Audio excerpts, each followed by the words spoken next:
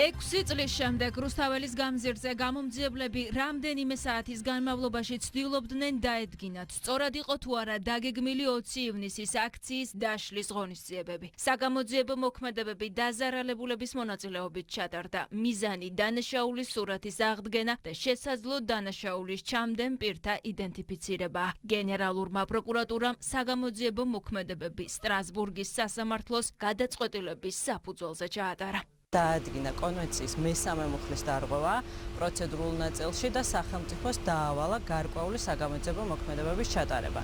მათ შორის დაზარალებულთა მონაწილეობით საგამოძიებო მოქმედებების ჩატარება შინაგან საქმეთა სამინისტროს მხრიდან დაგეგმვის და ძალის გადამეტების დადგენის მიზნით. სტრასბურგის სასამართლოს გადაწყვეტილების და რეკომენდაციების გათვალისწინებით ეფექტური გამოძიების ჩასატარებლად დაზარალებულების მონაწილეობით ტარდება საგამოძიებო მოქმედებები, რომლებიც შესაძლებლობას მისცემს გამოძიებას სრულად აღადგინოს დანაშაულის სურათი.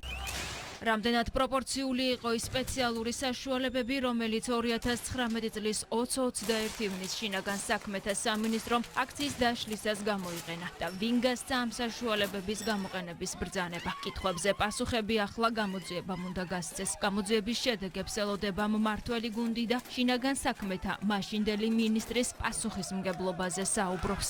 ჩვენ არაერთხელ გვაქვს მოსმენილი არაერთი ეთერი, რომ სრულ პასუხისმგებლობას იგი იღებს ყველაფერზე, ყველაფერ მომხდარზე და დავალებებს ის გასცემდა. შესაბამისად, ეხლა მას მოუწევს ყველანაირი პასუხისმგებლობის აღება და მათ შორის რა დავალებები იქნა გაცემული, სრულად იქნება აუცილებლად გამოძიების საგანიც. იყო ძალიან დიდი დოზით წარმოდგენილი ძალადობა მომიტინგეთა მხრიდან, ჩვენ გვახსოვს პარლამენტის შენობის შტურმის ამსახველი არაერთი კადრი, მაგრამ ამავდროულად იყო საპოლიციო ღონისძიება კიდევ ერთხელ ვამბობ იმ სახით ჩატარებული, სადაც იქნა გამოყენებული ისეთი საშუალებები, რომელთა გამოყენების საჭიროების საკითხი შესაძლოა არ დამდგარებოდეს წესრიგში, თუ კი იქნებოდა ბევრად უფრო ადეკვატური და პროფესიონალური მიდგომა იმ ადამიანის მხრიდან, ვინც ხელმძღვანელობდა ამ ღონისძიებას.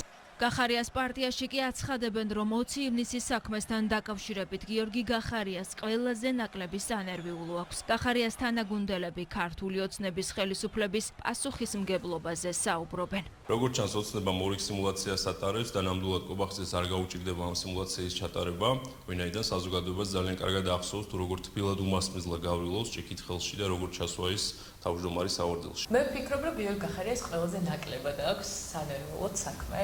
კითხვები დარჩა იმ ადამიანებს, ვინც ახლა გიორგი გახარიაზე არიან გაბრაზებულები და ნაწყენები და მასზე აპირებენ პოლიტიკურ ვენდეტას და პოლიტიკურ შურისძიებას. რიგითები ლიდერის გამართლებას ცდილობენ. ლიდერმა კი არც თუ ისე დიდი ხნის წინ საგამოძიებო კომისიის სხდომაზე კიდევ ერთხელ თქვა, რომ 20 ივნისის მოვლენებზე პასუხისმგებელი თავადაა, თუმცა იქვე ისიც აღნიშნა, რომ ტყუების გამოყენების ბრძანება მას არ გაუწია. ყველა ინტერვიუში, ოფიციალურ ჩვენებაშიც ნათქვამი მაქვს, რომ სრული პასუხისმგებლობა, პოლიტიკური პასუხისმგებლობა, რაც იმ ღამეს მოხდა, არის ჩემს. სპეციალური საშუალებების გამოყენების ბრძანება არც მე და არც ჩემს მოადგილეებს არ გაუწია. ეს იყო თვით მოგერიების კონტექსტში გამოყენებული ტყუები. ასეთი პასუხები, რომ უფრო მეტ კითხვებს აჩენს, ამაზე საგამოძიებო კომისიის წევრები საუბრობენ და ეფექტური გამოძიების აუცილებლობაზე მიუთითებენ. რა კითხვებიც იყო,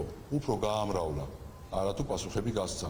ადრე ამბობდა, რომ ყველაფერზე მე ვიღებ პასუხისმგებლობასო და ეხლა თქვა, რომ არც მე და არც ჩემი მოადგილეები მსგავსი ტიპის ბრძანებებს არ გავცემდითო.